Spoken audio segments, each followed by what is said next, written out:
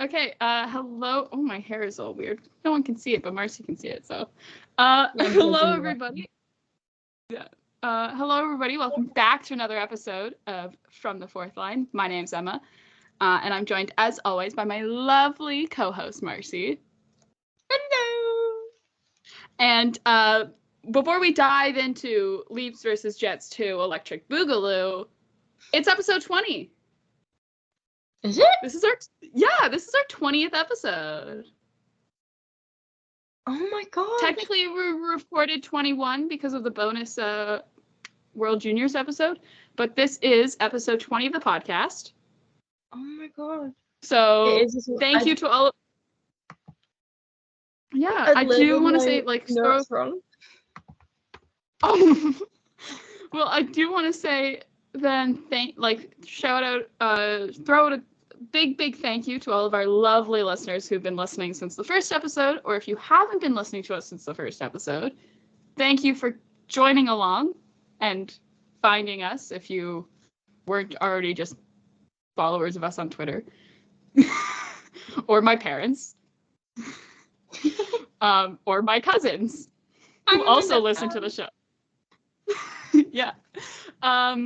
But yeah, so it's awesome to get to keep doing the show, and hopefully, we do more than just 20 more. We do we do so many more episodes of the show, but it's awesome to reach this milestone. And without further ado, let's talk about the Leafs game. On Saturday, it's the last Leafs game before they go into their All-Star break. They've already started their All-Star break, some of them, because apparently Mitch Marner's in Turks and Caicos right now. Good for him. Good. Enjoy it, because then he's stuck spending this coming weekend in Toronto. Although I don't even think it's supposed to be that cold this week either in Toronto, because it hasn't been cold here in Ottawa, and usually Ottawa's colder. But Leafs and Jets, they do the home and home, so they are in Winnipeg this time, in the land that apparently does have an airport. Samsonov gets the start for for his third game since coming back. Fourth game since coming back from being sent down. His third in a row, though. He's played the last 3 games. Hats off to Sammy. Another great performance. 3 goals in 3 games, 3 wins as well. Leafs reposted something. It's from the Blue and White Gala, which we will. I saw it. we will talk about this in just a second, because Joseph Woll was seen alive, and that's massive. He is alive. He's alive, but we will talk about hockey first, and then we will talk about Leafs Blue and White Gala, because anyways, I'm getting distracted. Also, as well, some news as well that's not great news, but Järnkrok in practice the day before left practice early due to a broken knuckle, and then also, Bobby McMahon put on IR for a lingering issue, a lingering injury. I put that in quotes because that's a direct quote from Sheldon Keefe, but also it's kind of suspicious considering Ryan Reeves was activated from IR the same day, and the Leafs did not have enough roster spots to activate Tyler Bertuzzi and Ryan Reeves without sending someone down. And yes, Järnkrok potentially missing 3 to 4 weeks with a broken knuckle, kind of gets the Leafs out of a tough spot temporarily. It still doesn't solve their issue, and we talked about it at length last episode, just about hey, you have to do something. You have to make a decision when it comes to Ryan Reeves and how you're going to solve that. Now, obviously, Reeves had a very good game yesterday. That's obviously going to earn a start when the Leafs play the Islanders after the All-Star break. But it's a thing where it's you. But wait till he goes back to playing like he was before he got hurt, where it was basically made the fourth line unplayable. Yeah. I don't want to be mean, but I was very, very surprised that he did anything Scored a goal. in that game. And yeah, Scored the Leafs' who first knows what goal. he did. I was Hometown. I He's from didn't- Winnipeg. He's from Winnipeg, so like the hometown thing works, I guess. Like, finally the narrative works in our favor. yeah. Also, Bertuzzi back in the lineup, and we'll talk about his goal as well. But it just means like your third line is a new third line actually without Yarncroke in there of Robertson, Domi, and Holmberg, which is an interesting third line. Not the greatest third line defensively, but right? No. But you know, you can play it in certain situations and it can be something that could work out potentially. But yeah, Bertuzzi's second goal, like the Bertuzzi no goal, because it should have been a goal. It was shot on, it looked like a great, roommates are texting, but looks like a great goal. And it was looked, but apparently then got called off immediately for goalie interference.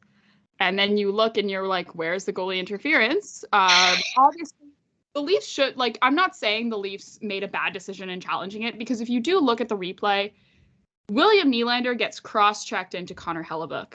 You can't, if you're cross-checking the other team into your own goalie and then being like, goalie interference, that's like, and then I see people saying, well, it was because Nylander was then in the paint, but then before Bertuzzi's shot, but then, so then he got cross-checked while he was in the paint. But then so then he tried moving out, and so there's your goalie interference. That still doesn't make sense to me in the definition of the rule. In the definition of the rule, it is like, then, because then the league provides an explanation for it, because obviously Leafs challenge fails. It's the first time their coach's challenge fails in this season. It's the first time they have unsuccessful. Ruins the perfect record, but that's besides the point. That's not important here. But and then the league nicely, I guess, if you want to call it that, issues an explanation for why the call stood on the ice. And essentially it was just like, here's the rule again in 69.1. Nice. I knew you were going to say that. I was waiting for it. I've literally got written down 69.1. Nice. But then they keep out of the part of the rule in which what happened on the ice would have like not overridden the rule that they said had to be enforced.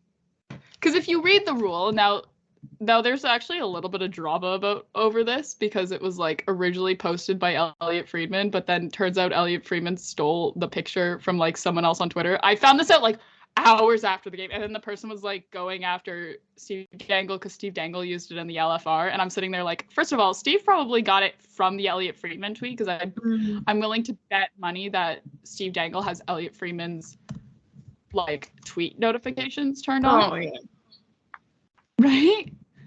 But then it's like, really so, and I also don't, like, I'm sure he probably saw the tweet and was like, all right, this is what I'm gonna use, but I'll read it out anyways. If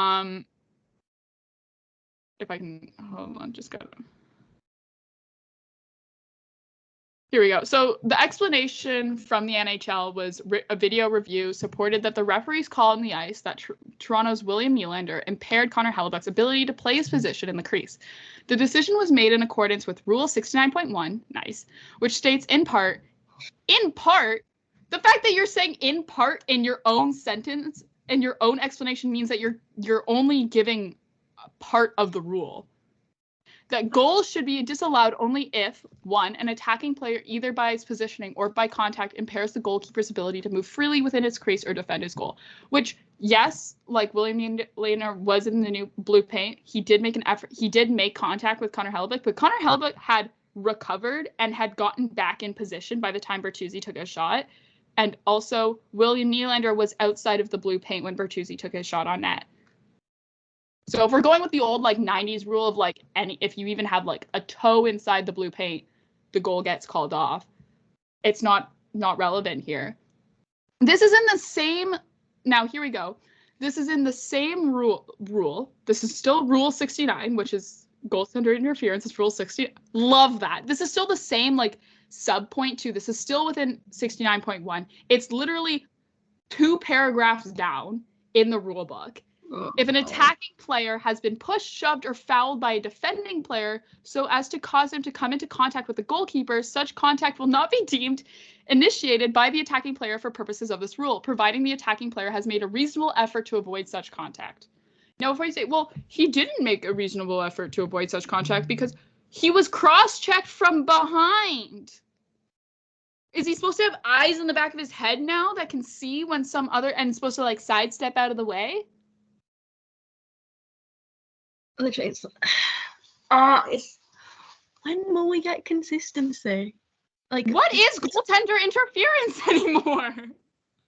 Genuinely would love someone to sit me down because, and here where it is that now people were citing up a goal in the Edmonton and what was it, Columbus game?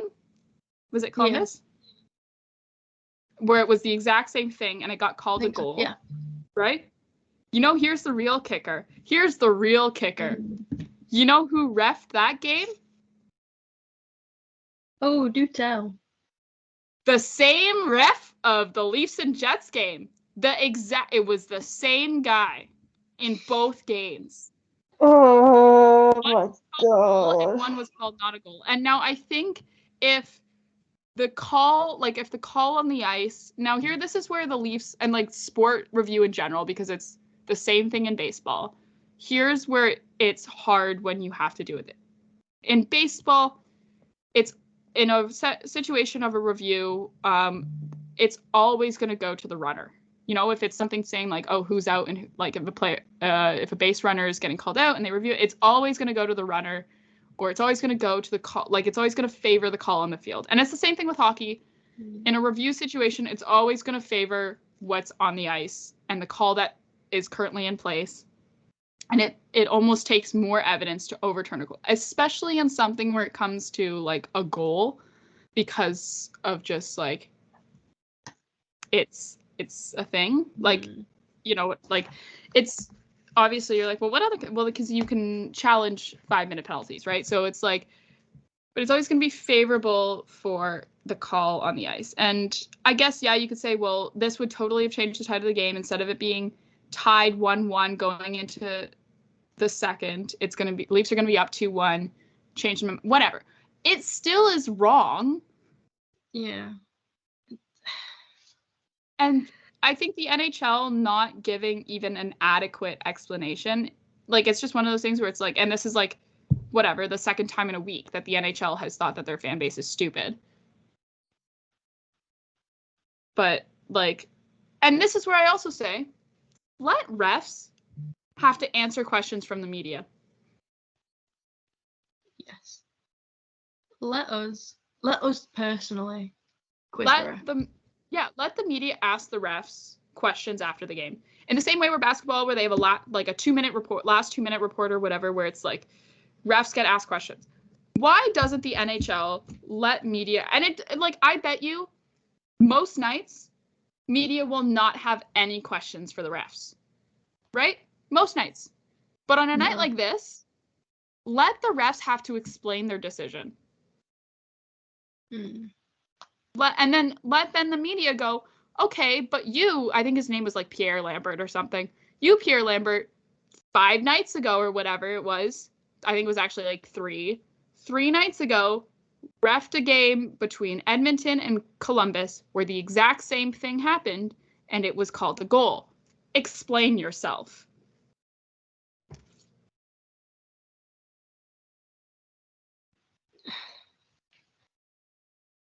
Why can't we have why can't we have that? I would love to know why we can't have that. Yeah, like it'd solve so many problems because then they'd actually like think about the decisions they make. Yeah, especially because it was a national broadcast because it was Saturday night. It was like hockey night in Canada, right? Because it was a Saturday. It's a national broadcast. So you had your commentators on a national broadcast before people be like, oh, it's Leafs favoritism. You had your commentators, one of like who have played in the NHL, who have NHL experience. You have them saying, I think that's a goal. Then you cut to your national broadcast intermission panel, because this is right before intermission. So this is like this was the first thing that got brought up, right? Because it's fresh on everyone's minds. You got two NHLers on that panel being, why wasn't this a goal? This should have been a goal. And then not just two NHLers. You have two NHLers, and then you also have like women's hockey player as well, also on the panel that night, if I'm correct. Right? Why that should have been a goal. Why wasn't that a goal? And then you have every journalist, I'm sure I didn't really see too much from Jets beat reporters, but like then you have every journalist being like, well, that should have been a goal. Why wasn't that a goal? Like, surely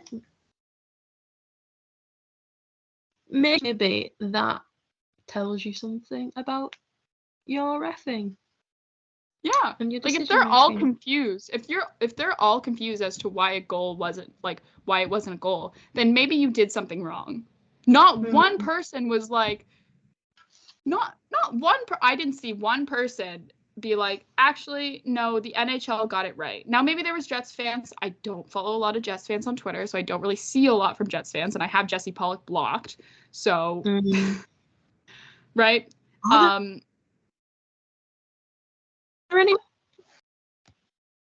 What? Are there any like big Jets fans on Twitter? I don't know. Like on hockey Twitter, I don't know.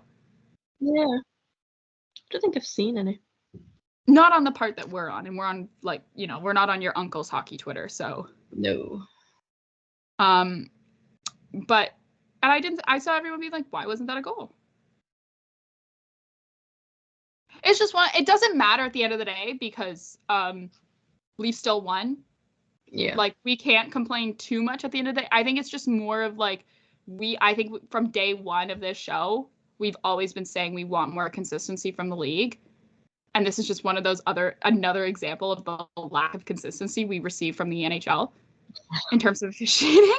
So it's like, that's where it gets frustrating because I think we literally have been saying since day one, all we want is consistency. And we have still yet to get consistency from this league. And it's annoying as a fan to not even know, because there's friends of mine who are from high school who are not sports people. They're not really. And they are showing an increased interest in wanting to get into hockey.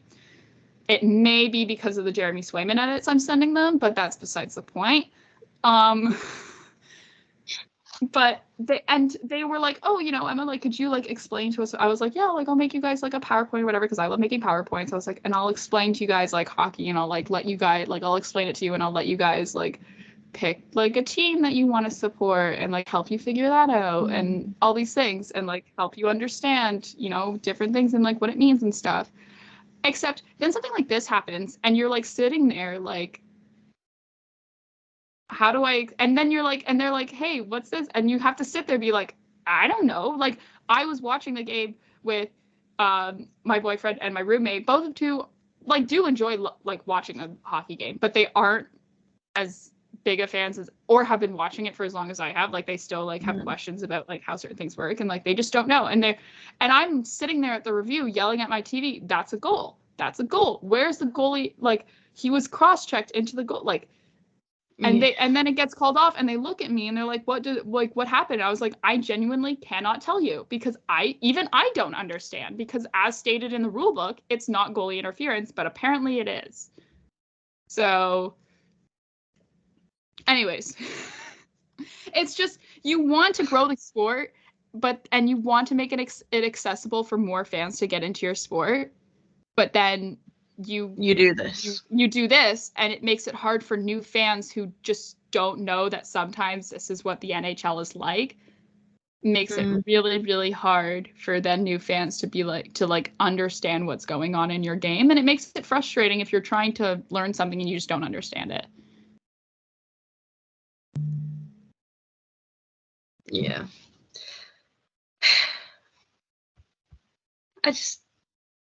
I think this is a really appropriate moment for me to just say, what the fuck is goalie interference? Is that your one F-bomb for this episode? Yeah. No, literally. That is my one F-bomb. Yeah, because, no, truly, like, who knows at this point anywhere? Yeah, continuing on. Our power play can score goals. John Tavares also gets back on the board as well. Ends his pointless streak, which is good for him. I think for him, that's for sure something where he gets a monkey off his back in terms of the fact, like, maybe, it kind of holds off the questions. I know Leafs are now going into the All-Star break, and they don't play again until the 5th, so like a week from now. It's so long. But I think for sure, like, it gets the media to stop asking him questions about it. And I think maybe it'll lessen the is John Tavares getting old narrative that we've been seeing now for a couple of weeks in just various articles. Is like, is he getting too old? And he's like 33, and you're like, surely not. Yeah, he's still got a way to go. Yeah, for sure. Also, yeah, we talked about how good of a game it was for Samsonov. Again, fantastic. Like, do we say he's back? I know we say this last episode, small sample size, but is he back? I think he's back. Which makes it really interesting for how, like, Joseph Woll, I think, he might bump down Jones down, but, it'll see now how it plays out between who's going to, we may not get, like, a definite starter as we did before Woll got hurt, but it will be interesting to see how, Joseph Woll slots back into that when he comes back from injury, hopefully sooner rather than later.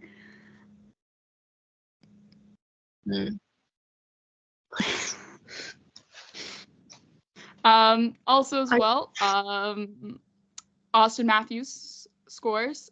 He gets goal number 40 on the season.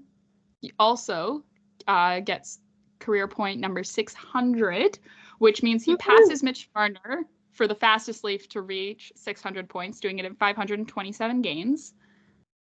Crazy that those guys are, like, in the same stat. Again, I tweeted this out during the game, but I was like, Leaf fans, like, think about how fun it is to watch this team right now break records literally every single game and reach milestones every single game. Yeah. Enjoy it, because there has been periods of Leaf hockey when that was not happening. And despite postseason success, like, it's almost February, like, we're going into the All-Star break. Enjoy this time of the season where it's just fun. It's just fun. And we haven't quite reached the playoff crunch time yet, so enjoy it. With that goal also as well, he passes Frank Mahovlich as the fastest Leaf to reach 40 goals in a season, doing it in 36 games, which, in case those who are wondering, because there was actually, I did see a tweet to this, and I'm throwing this stat out because I did the work to find this information on the stat, so I feel really proud of myself that I did it. But it is faster paced than his 60-goal season, in which he hit 40 goals during game 53. And this is game 46.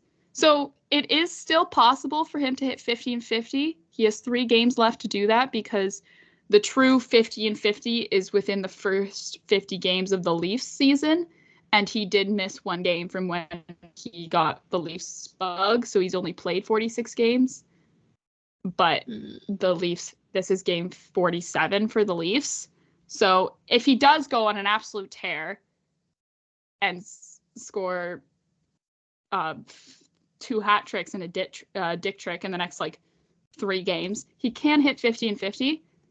So it's still possible. It's unlikely, but who knows, because it's Austin Matthews. Yeah. Oh my god. He's not real. He's just not. He's not real. Yeah. It's a good way to go into the All-Star break, especially after the West Coast road trip that the Leafs had. And they will be back in the full squad will be back in action against New York on February 5th after the All-Star break. But we will see 4 Leafs at the All-Star game. So exciting for that. I did see a mock draft. Did you see that posted by NHL where they did a mock All-Star game draft? No. They posted it to their official socials, so you could probably go to Instagram or you could go to Twitter for it. I think you'll have a better time finding it on Instagram. But yeah, so I don't know. You can look at that. It's interesting that they sent Mitch off to Team McKinnon instead of having him on Team Matthews. It's interesting to look at. I will say that. When did they do this? Earlier this week. Over the weekend, I think. Hold on, wait. It's not there. Hold on. I can probably send it to you. I know exactly where it is. Yeah, I don't know if I'm just being... There we go. I've sent it to you on Instagram.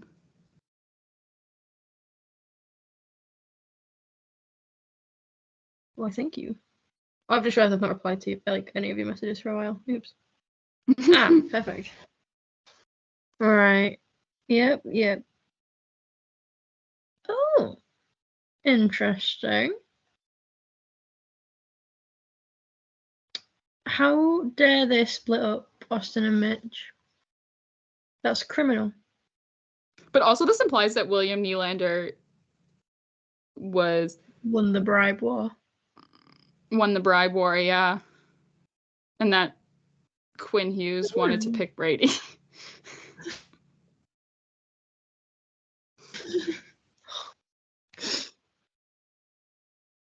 I mean, you know what? I'm not mad about it just because we get Sidney Crosby and Mitch Marner.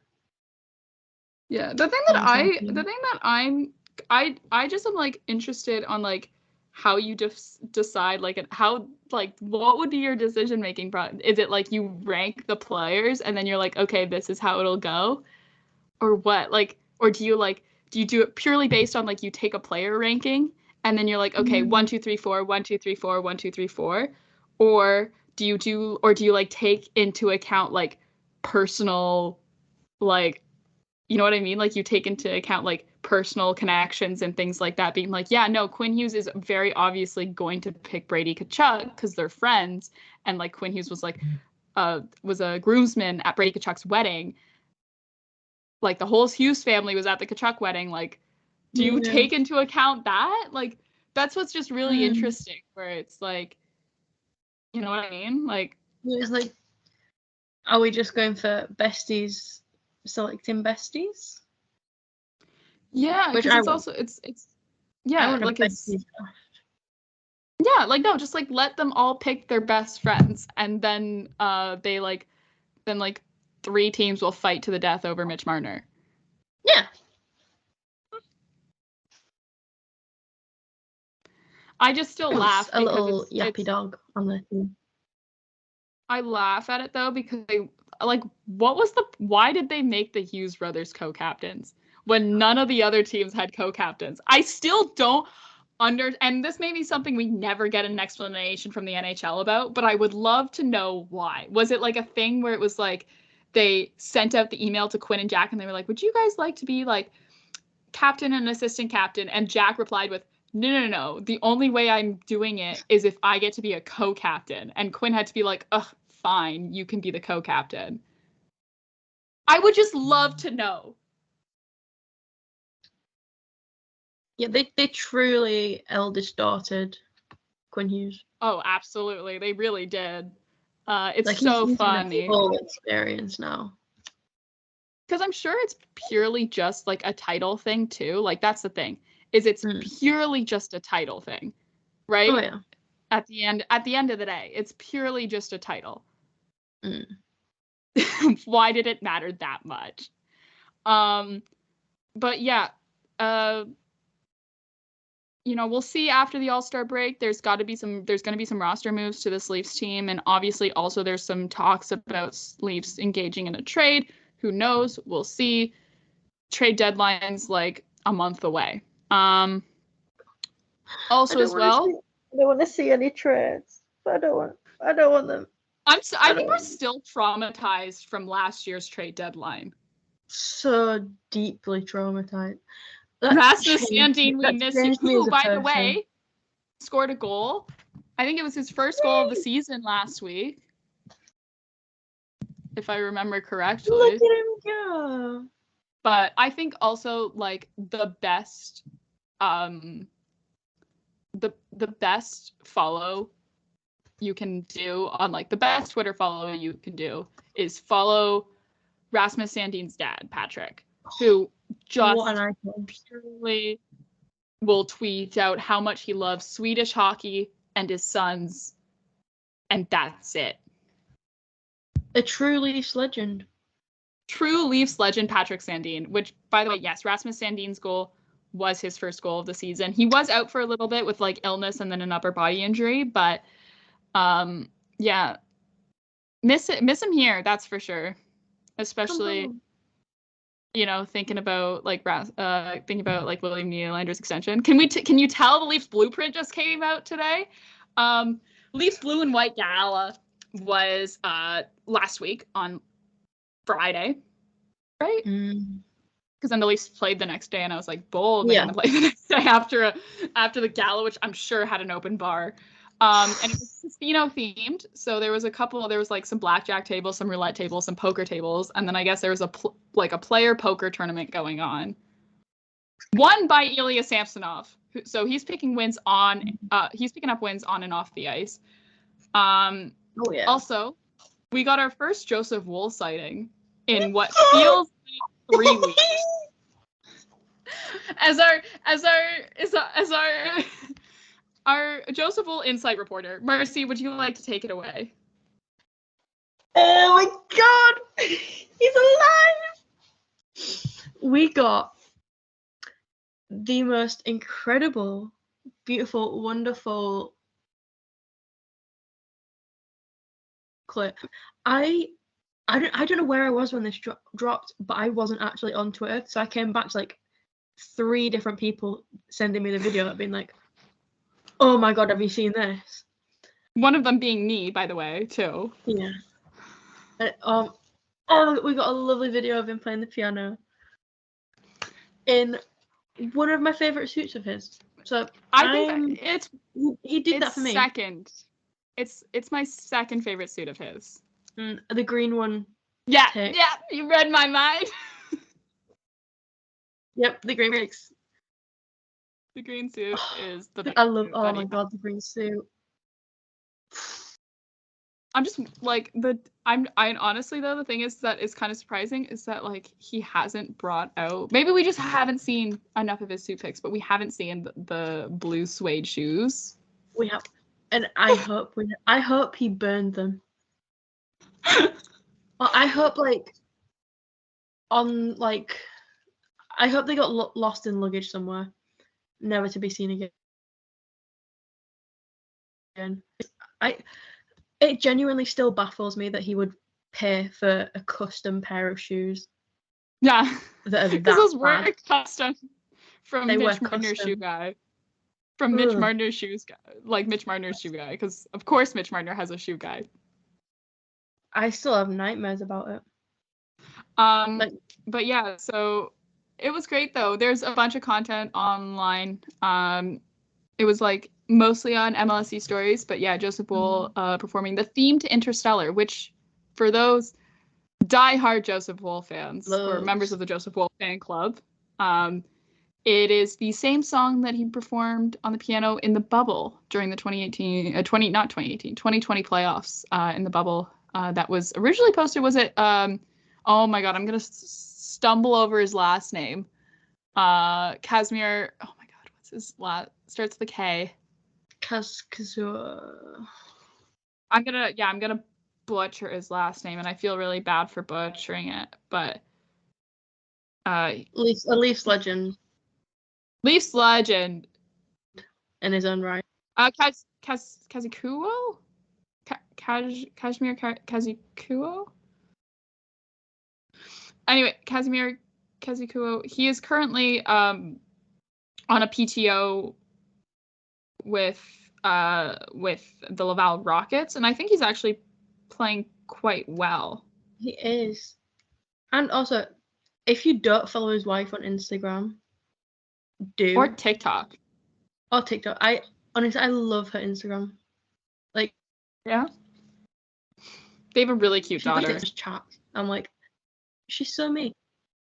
They do. Yeah. She's so sweet. Anyways, but yeah, so it was posted to his Instagram story originally, and like, it's great. It's fantastic. Yeah. Like, but yeah, and then also as well, Leafs Blueprint out today. If you have a spare 20 minutes, go give it a watch. They're always great, the Leafs Blueprint. This one was specifically shining a spotlight on Leafs rookie Matthew Nyes, and also as well as Leafs fitness trainer. Oh my God, I want to make sure I get his name right. Hold on. I just want to make sure I get his name right, because I always feel really bad. Luis Rojas. There we go. I just want to make sure I get everyone's names, because I always feel bad if I don't. But yeah.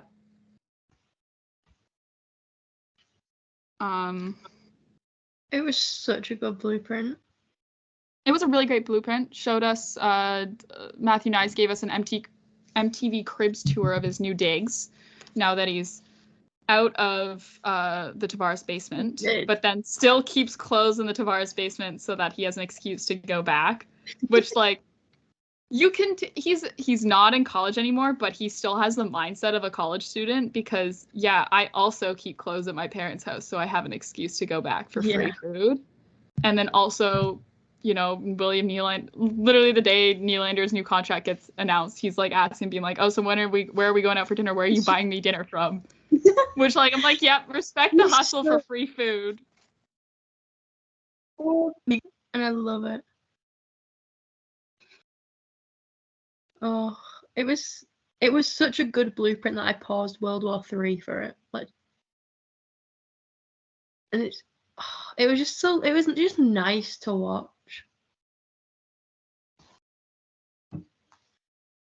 You look stressed. No, I'm fine. I'm just trying to find out the last time we saw Joseph Woll in those shoes. And I remember it was like sometime in Florida, I think. Of course it was in Florida. That explains everything. Because I just remember the hallway. Florida brings out the worst in people. Anyways, doesn't matter. It doesn't matter. Anyways, but yeah, go give the blueprint a watch. The Leafs always do a great job with these blueprints. I absolutely love them. Yeah. Without further ado, I don't know where you want to start next. We have a London 2018 World Juniors update. And then we also have a couple of injury updates, and then we also have Patrick Laine. And we also have our fantasy team update. Okay, you know what? For all our loyal fans and interested listeners. It's not fair. That could be a nice way of ending. Fair. That could be like I'm blaming Brock Besser. Sorry. Brock Besser is evil. Evil blonde Brock Besser. Whoa. I will not stand for this Princess Diana. Evil blonde slander. Brock Besser, because no, I will slander Princess Diana. Not the actual Princess Diana. I'm realizing what I'm saying to a British person. Oh, you stop. Anyways, let's start talking about Patrick Laine. So it was announced over the weekend that both by the Columbus Blue Jackets and Laine himself that he will be entering the NHLPA's Player Assistance Program. In a statement posted to Instagram by Laine, he cited that he wanted to take care of his mental health and will step away from the Columbus Blue Jackets for an indefinite amount of time. Oh my God, I just got that notification. So I think there was definitely some comments that I saw on Twitter in regards to this news, talking about how it seems that more and more players are going into the Player Assistance Program. And some people are saying, oh, like, is it coincidence or not? I think part of the reason is that there's been a more open discussion in years recently about mental health and about taking care of your mental health as a professional athlete. And I think a lot of players are seeing that it's a good thing to to take care of your brain as much as they probably take care of their bodies as well as athletes. And I think it's, I wish Patrick Laine all the best, and I hope that, his time away from the game is helpful to him, and that, he comes back and is, ready to perform stronger than ever.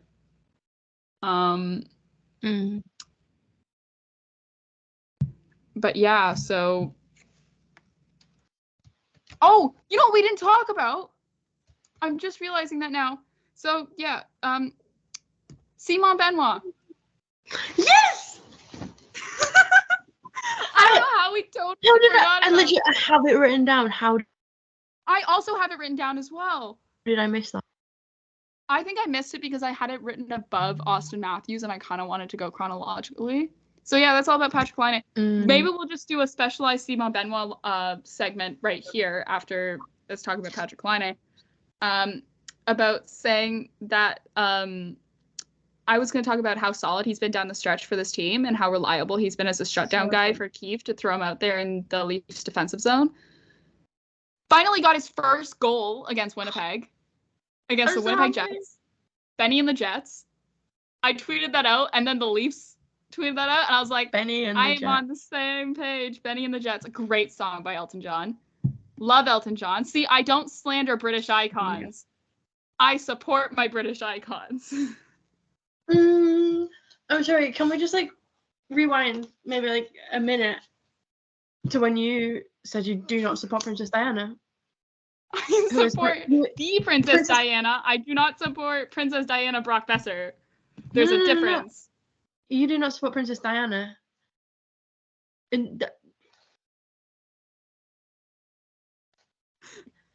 You do not support the Princess Diana?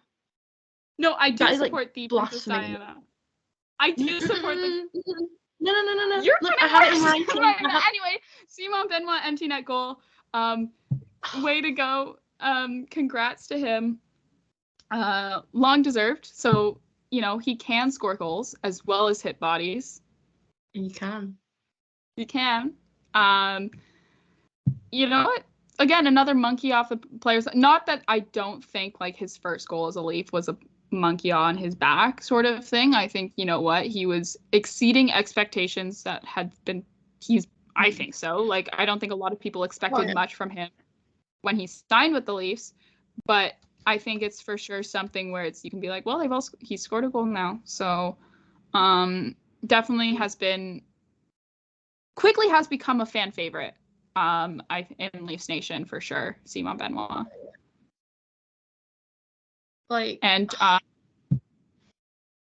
Yeah. Actually, you know what? I would love to know. This is something I would love to know, and I think, maybe it wouldn't be that hard to do. We just can't do it right now as we're recording. But is find out how many Stanley Cup winning teams had a Québécois on their roster when they won. And figure out that stat. I think, you know what? Maybe that's something I'll do tonight, and then I'll tweet it out, and then we can see. Anyways, let's go into London World Juniors. So again, we're not gonna spend too much time talking on this, but we are gonna bring it up because it has been an update in this story. Oh my god, I have 14 notifications. Jesus Christ. So it was announced. It was announced on Sunday by Robin Doolittle. Breaking news that Alex Formenton, a former NHL player with the Ottawa Senators and 2018 World Junior player for Team Canada, has turned himself into London police. Alex, the quote from his lawyers was like kind of, but it was, as he's one of the players facing charges over sexual assault allegations. So, yeah. You know, I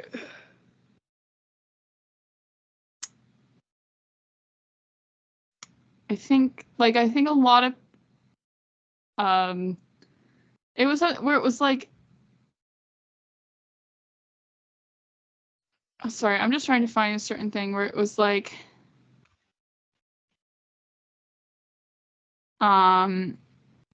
his lawyer made a statement saying Alex will vigorously defend his innocence and ask that people not rush to judgment without hearing all of the evidence. So that's his lawyer. And then there was also a Rick Westhead tweet as well, because Rick Westhead, by the way, for those who don't know, was the one who originally broke the story regarding World Juniors, regarding this case. So he's a great follow when it comes to investigative journalism and has done a lot of good work on this story as well. He said in a tweet, several criminal lawyers who specialize in sexual assault cases have told me over the past days they expect former 18 World Juniors players facing prosecution for alleged assault in London, Ontario may face charges of gang sexual assault and forcible confinement. Alex Formenton's attorney, Daniel Brown, told me that the former Senators player has not been charged with either of those offenses. He declined to elaborate on what Formenton had been charged with. If Formenton has been charged with common sexual assault, he faces a maximum 10 years in prison if he's found guilty.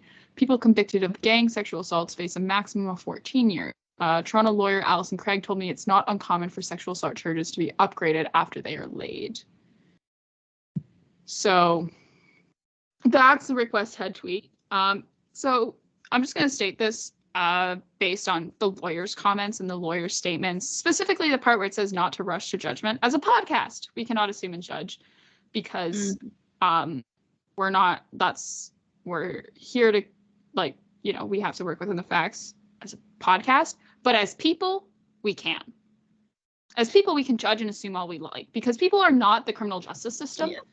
Because I see a lot of people, you know, being like, well, innocent until proven guilty, like you can't judge, whatever. I'm like, yeah, but also people are not the criminal justice system. People do not have to abide by innocent until proven guilty. We can assume and we can judge all we'd like. And so as people, we can rush to judgment. As a podcast, we cannot. I hope that, you know, people are really good at reading between the lines on that sentence, I think. Right. Yeah. Right. Yeah. Yeah, our own judgments have been made. Do with that what you will. Our judgment. Yeah. You can follow us on Twitter, and we judge all over there. So if you don't already follow us on Twitter, we should. We're a great follow. I'm not talking about the show's Twitter. I'm talking about like our personal Twitters where we judge and assume all we want, and we've said our piece on our thoughts. Actually, I don't think I've really tweeted about that specific thing, but just because Sunday was a crazy day. But injury update, and then I've got a mixed bag of stuff to talk about. Injury update. So a little mixed bag. It's a little fun to just rattle off some stuff. So New York Rangers announced that forward Philip Schittle will miss the rest of the season after a recent setback from an upper body injury. It is so upper body is concussion. He's been out since November due to a concussion and had been making a return to playing until an incident during a practice last week required him to be held off the ice. And then it was confirmed by the New York Rangers and also himself that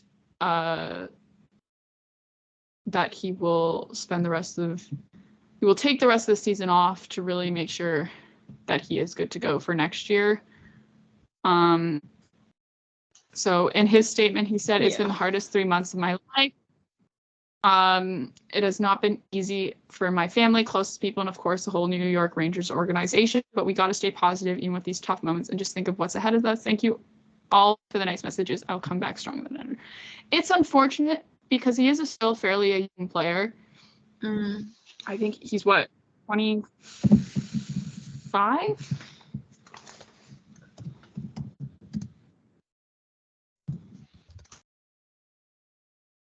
I think so. At 24.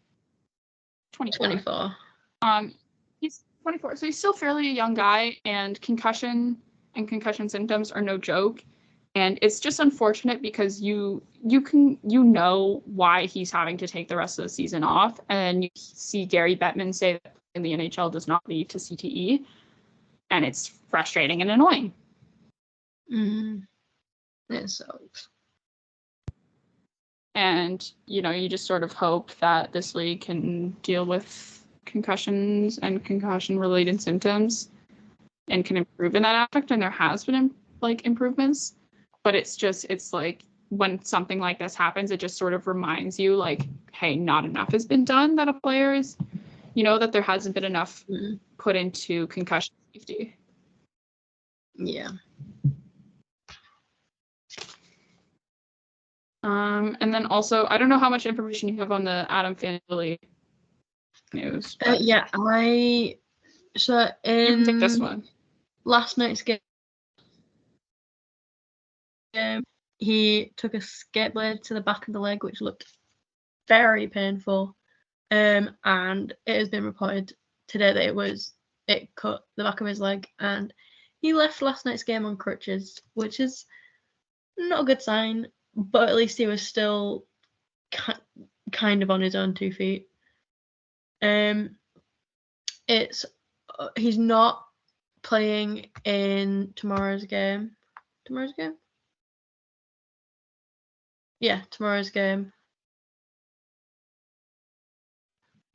And he will be further evaluated when they return home.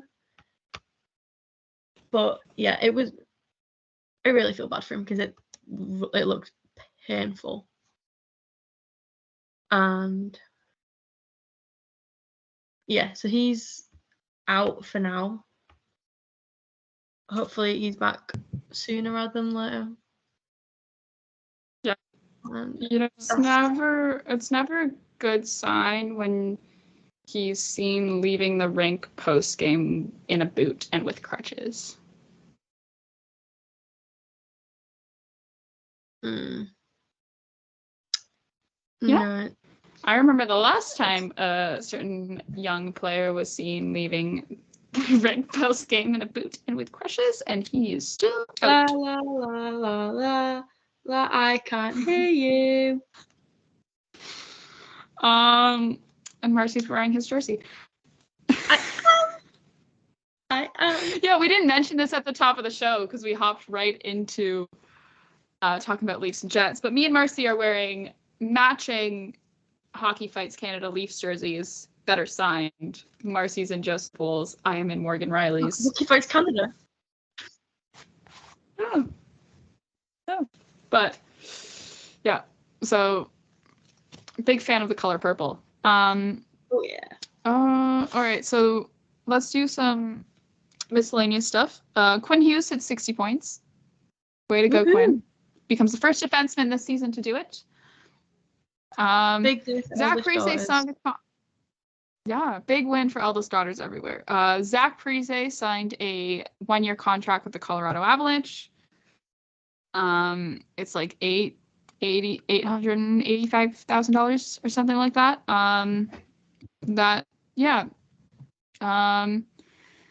Wayne's so Joshua Clipperton from the Canadian Press or Canadian Post posted a tweet saying that he had a conversation, that he spoke to Wayne Simmons for an upcoming Hockey Diversity Alliance story. Without a contract this season, he asked about Wayne Simmons' playing future. Wayne Simmons said, "I haven't officially announced my retirement, but I'm done. I had a great career. It was the best time I've ever had in my life. Right now, it's family time." And then Wayne Simmons quote tweets that tweet with, "Did not announce my retirement, 3 exclamation marks." It was the 3 exclamation marks made me giggle because it's like, did not announce my retirement. Urgent. Breaking news. Breaking news. So is Wayne Simmons retired? Who knows? I think it's like one of those things where it's like, I don't know if we'll ever get like, there's like a couple there's players like that who like are old and then don't sign a contract, and then you can just sort of assume that they've fired. Not including Phil Kessel in that group. Someone sign Phil, please. He brings good vibes and I mean, I guess maybe some teams can't afford his Coca-Cola budget, but someone bring back Phil. Someone sign Phil. Someone sign Phil Kessel, please. For me, for little 10-year-old me who loved Phil Kessel with all of her near and dear heart and nearly cried when the news of his trade broke on TSN.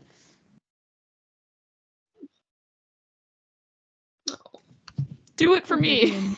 Someone sign. I will become, unless, bar certain teams that I really, really do not like, I will become your fan. I will become a fan of your team if you sign Phil Kessel, and that guarantees that you get mentioned on the podcast at least once every 2 weeks.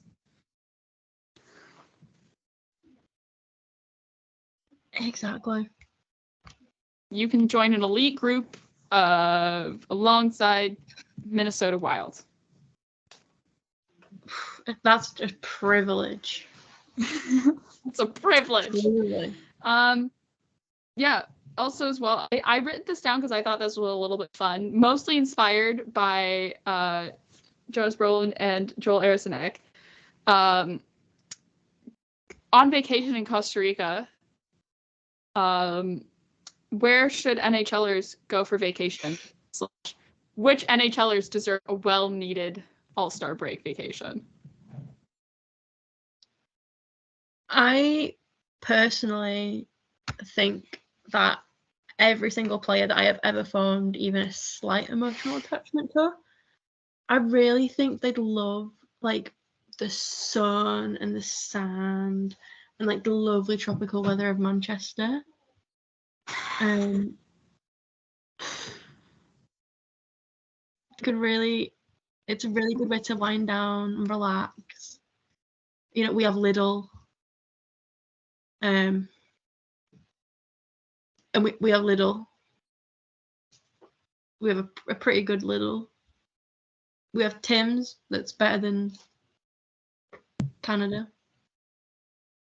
Yeah, unfortunately, I was about to say we have Tim's, and I thought that was gonna be your sentence, and I was like, Canada and the U.S. also have a Tim Hortons, at least one. But you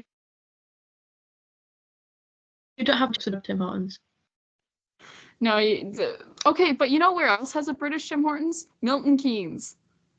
I doubt you're going to suggest to NHLers to visit Milton Keynes. I'm sorry, if you try to send NHLers to Milton Keynes, they're never making it out alive. Like 5 years from now, you'll still see them like going round all the roundabouts trying to find their way out. It's that or they'll develop an addiction to Red Bull and end up spending the rest of their time. I'm still not entirely convinced that Milton Keynes actually exists. Look, the only reason why I think it does exist is because like that's where like the Red Bull Racing like factory is. So like, but also at some Is it points though? I also don't think Max Verstappen is real. So who knows? Yeah, Milton Keynes could just be a figment of our imagination. yeah, like as a British person, I don't believe in the concept, and yeah, I just don't think it's real. There's no need for it. If Yeah. it is real, I believe it should be abolished. So, yeah, I do think though that Brock Besser deserves a nice vacation somewhere nice. Brock Besser deserves a lovely, lovely holiday to Manchester. You know, maybe in his definition, a nice vacation, a nice break for him, from playing 24 minutes a night, is going home and spending time at home in Minnesota. But I do think that he should go somewhere nice and warm, enjoy some time off, relax on a beach, relax in some nice sand, some sunny weather. Maybe he joined his teammates in Costa Rica and had a lovely time climbing up and down the 500 steps to the waterfall. I kid you not, it is 500 steps.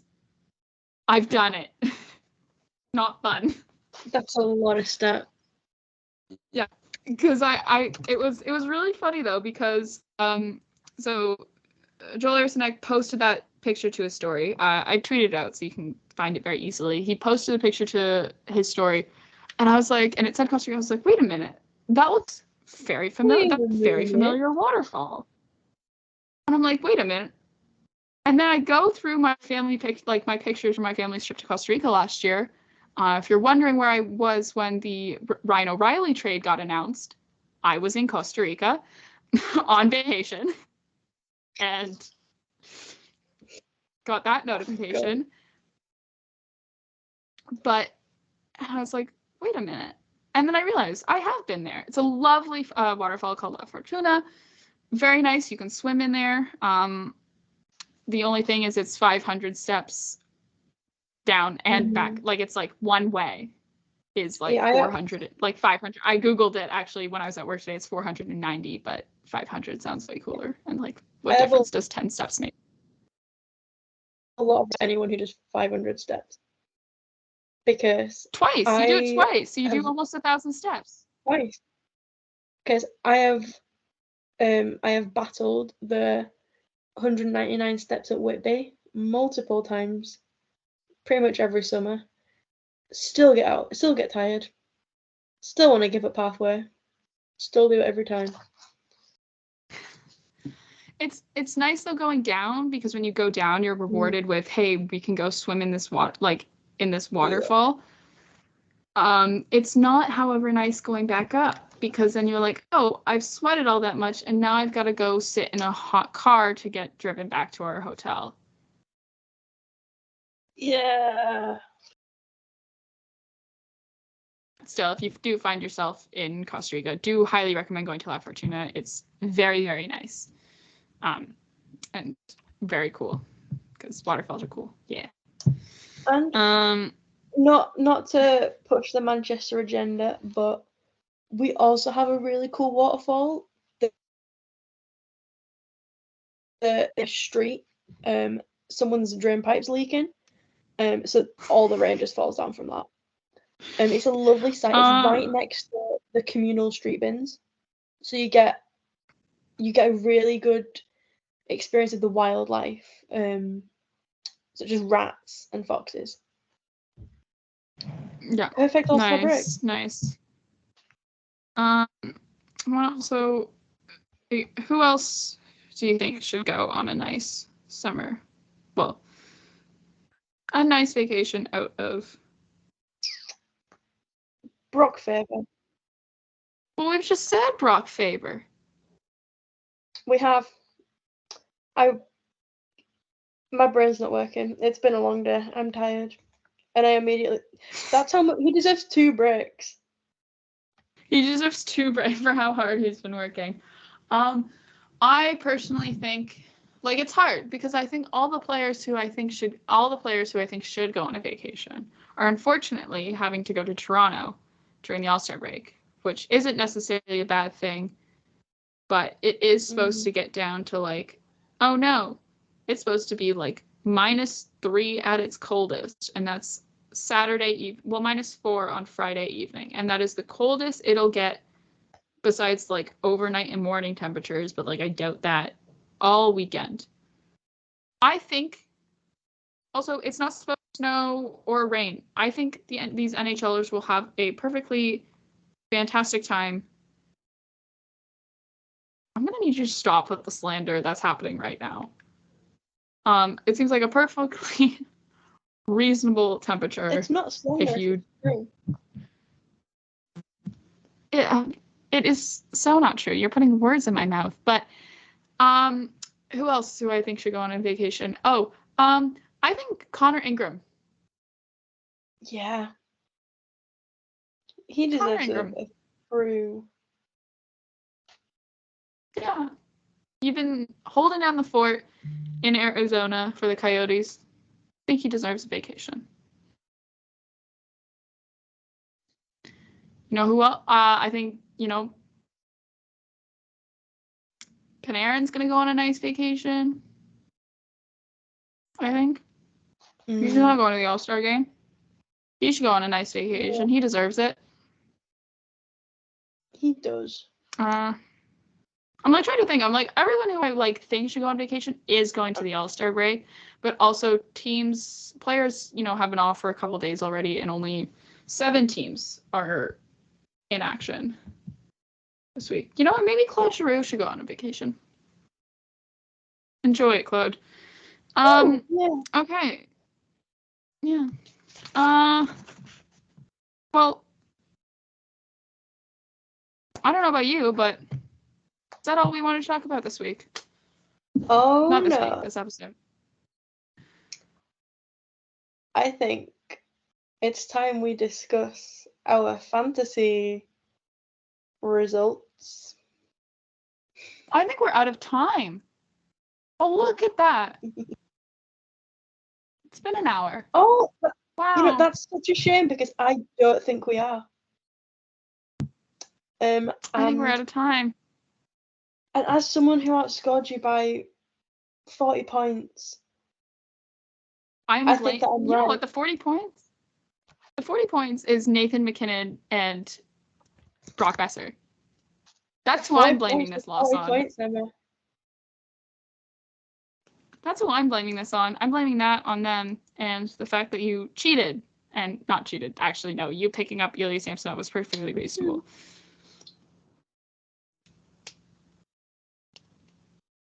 Yeah, you know by now not to mention goalies that need picking up.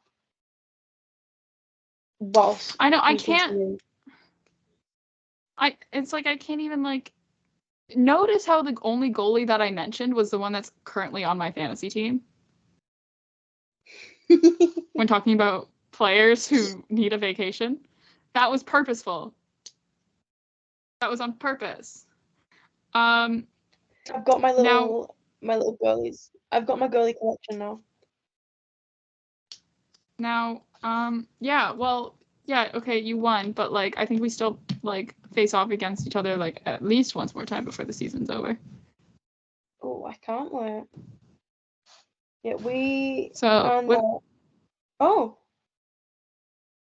Do we not? No, I think this was it.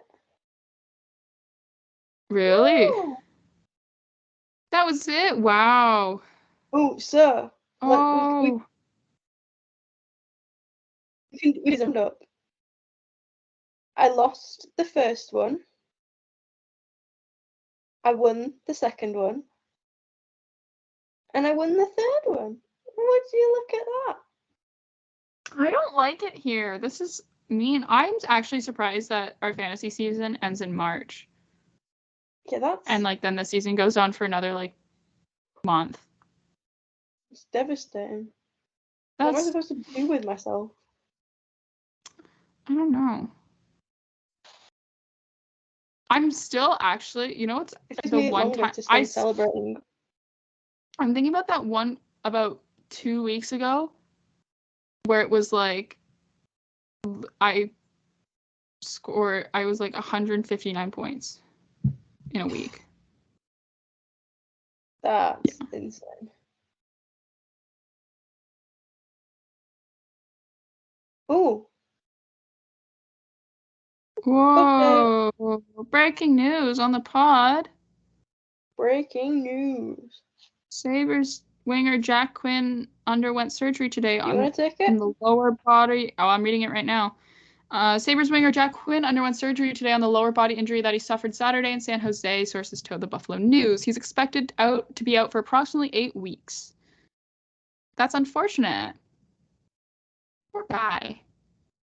Poor guy. Is expected, long term. Expected to miss approximately 8 weeks after he underwent surgery Monday to repair the lower body injury that occurred during a 5-2 win over the Sharks.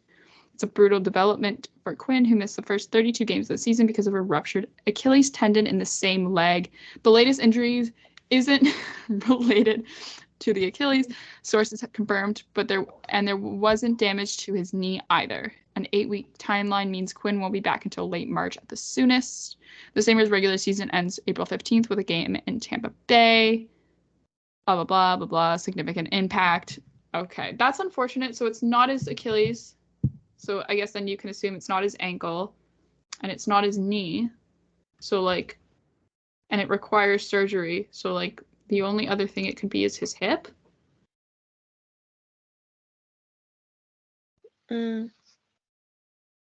Yeah. Right? Ouch. Unfortunate. But yeah, it's a little bit of late minute breaking news on the pod before we call it. So Thursday's pod is going to be a little bit different because we're not going to have any Leafs hockey to talk about, but I'm sure we'll have some Leafs news, maybe. I don't know. Who knows? I actually don't really know what the rules are when it comes maybe to... Joseph Wall will post on Instagram. Maybe Joseph Wall will post on Instagram. Who knows? He might be lonely. Yeah, he might. He might Depending maybe want to share some of his Lego with us all. Or piano again. Like it depends on which one of that little friend group that's developed stays in Toronto over the All-Star break. Yeah. Who knows? So yeah, but we will be back on Thursday, of course. We will not be taking a break because unlike the Leafs, we don't get we will not be taking a break. An All-Star break. We don't deserve an All-Star break. In fact, and then it'll actually the timing will work out pretty great because then we'll be back again next Monday with a podcast to recap the All-Star game and the weekend festivities. I'm really excited actually for the mascot game. I'm just excited for the whole weekend. I actually am. I am very excited for the whole weekend. Excited for the player draft. Excited for the skills comp, and everything. So, without further ado, that's all from us today. Thank you so much again for listening. You can follow the show again on Twitter and also wherever you get your podcasts at From the Fourth Line. That's fourth with a 4 with the number. And you can find both of us on Twitter at 60Leafs for Marcie and at Paraby1 for myself. Again, also all of that information will be available in the show notes like it is every episode. And we will see you next time. Bye-bye. Bye-bye.